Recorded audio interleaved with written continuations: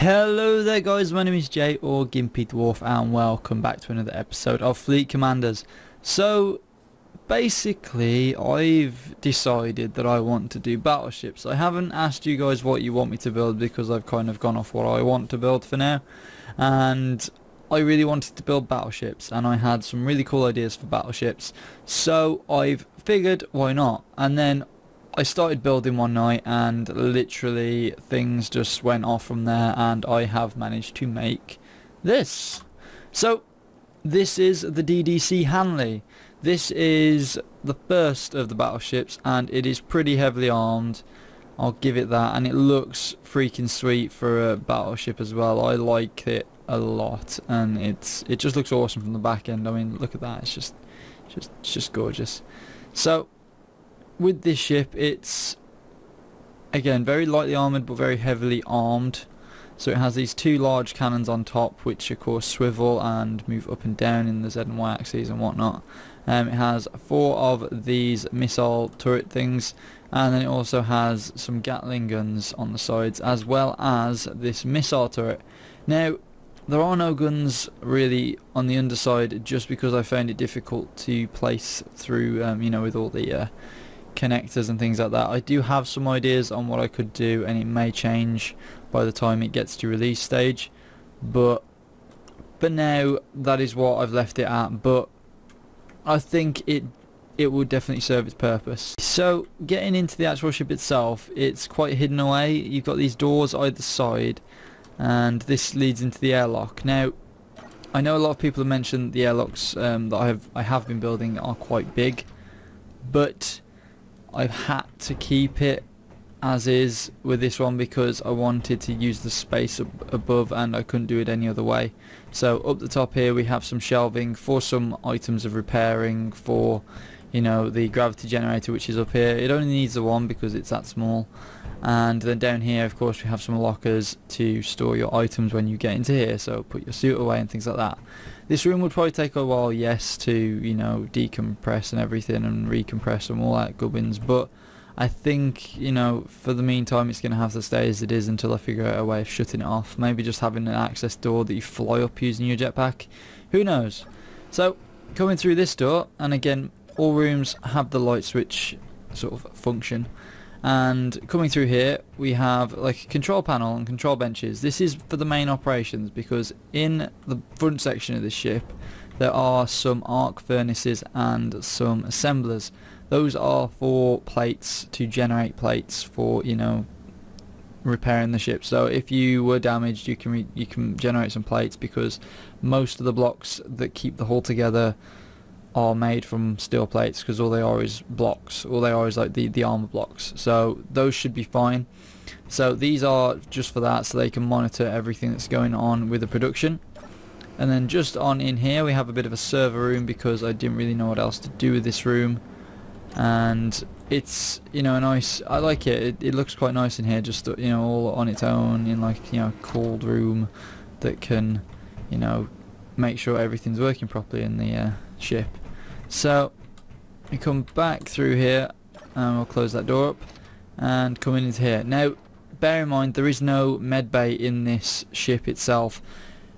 I could potentially add one, but for now I'm not adding one, just because I feel as if this ship wouldn't need it if it was, you know, were to get attacked or whatever, because it's going to be thrown at the front of the fleet, and of course, you know, it's going to take the most damage. So most of the people who would be on this ship would probably get evacuated onto another ship anyway. But there may be room for it in the future if I do decide to change it before release. So coming through here we have a nice little meeting room. Somebody told me not to call them meeting rooms, but the word that they had actually used, it was atrium or something like that, is for a large meeting area, and this is quite small and quite tidy in all fairness. We've got some lovely plants here just to make it a bit more homely, and some chairs just to relax while you're waiting to go to war. Of course we've got the light switches again, and then opening up this door here we have a door leading to a corridor with a toilet in. Now this toilet is very, very spacious and very good on light, because it's only one light that, you know, is on in here, so it's pretty efficient. We've got some, you know, sink, and again the shower and the toilet, and it's very, very nicely sealed away. So coming through here, it does get a little bit darker in this section, But coming through here we have the elevator, which I'll show you in a second, and then coming through here we actually have the sort of crew bay. This is 2, 4, 6, 8, 10, 12. This fits 14, which is more than enough for, you know, the crew. So we have got sufficient space to actually fit a lot more men in this ship than need be, just in case we take anyone on board for whatever reason. We've also got a nice little sort of, you know, area to do some workout in, and then coming up here we have the kitchen. So we have a nice little seating area here, bit of a walk area here with, you know, looking over the staircase, and then we've got a kitchen here with some fridges and the coffee machine and all that gubbins. So it's really nice. I like the use of the double floors that I've managed to do with it. This one doesn't seem to actually have the light turned on. I always forget one. That is my main problem with these lights. There we go. So that turns all those off, which is really good. Now, I'm really pushing to have lifts on everything now, just because of how much space they take up, and that it's very small in terms of having large staircases for everything. But coming up here we actually have the lower bridge section. Now this is for the weaponry. So we've got 4 desks here with 4 different sort of weapons. We've got 2 for the artillery cannons on the front of the ship on the top. We have 1 for the missile turret on the underside of the ship, on the belly of the ship, and then we have another one that controls the turrets. So if I jump in this one, this is the 1-for-1 on the cannons, so you can view down the actual cannon itself and, you know, do the whole rotation thing. So if I do this, there we go, wonderful, and you know, they move and rotate and all that good stuff. And jumping into this one, we have the controls for the underside gun. So if I go 3 and 4, now this one does actually have a cool setting in terms of the fact that you can just turn rapid fire on. There we go. So you can just turn fire on if need be, and you know, it's there just in case you want to be able to spray lots of rockets at a person all at once without having to press a button constantly. So that's why that's like that.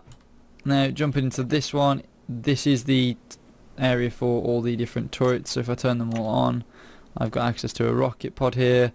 It's really nice. I love the use of the controls and the, you know, on the actual separate turrets. It's really cool how you can, you know, move them and increase their accuracy to some extent as well. So jumping into this one, we're back into artillery cannon again, which is behind the front one, of course. And then we got this lovely staircase wandering all the way up to the top of here, and then we got this nice little, well, very compact area for, you know, controlling the ship.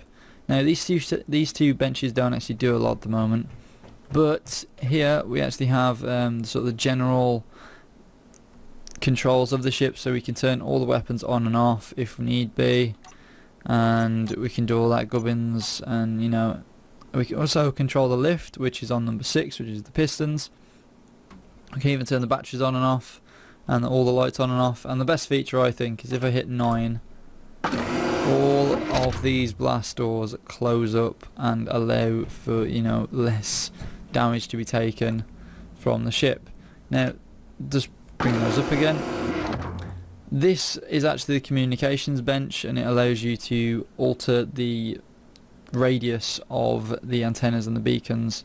The beacon is the SOS beacon, and the antenna is just a regular antenna with the name of the ship. So overall, I think the DDC-Hanley is really well equipped to take on other people, and I really do like the shape of it and the way it's built, and it's quite high, which is different, whereas some of my other ships have been quite cramped and low. Sure, it gets cramped in some sections of the ship, but it works pretty damn well in the grand scheme of things. So I really do hope you guys have, you know, enjoyed watching this. It's been a pleasure building it, in all fairness. It's really been one of the sort of best builds I've had in a while, because some builds you start building and begin to struggle halfway through, whereas with this one I had no problems. I think the only problem I had was when I would leave the world without clicking save, and then I'd click don't save, and then I'd be brought back by about an hour because I'd forgot to save. So that's more human error than anything else that's sort of, you know, pushed me back with this. But overall it seemed to have flown by getting this built from the last, you know, episode of Fleet Commanders going up. So I hope you guys like this. It won't be coming out on the workshop yet, just because I always try and get 2 done, or 2 ships, you know, at a point where they're nearly complete, and then I will release them both together. So wait for that. I'll get the second one built, show you that one, and then once that one's done, everything else should get thrown up on, you know, onto workshop soon enough. So I hope you guys have enjoyed this.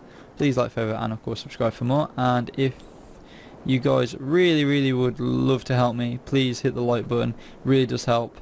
So thank you guys for watching. I'll see you guys later. Peace.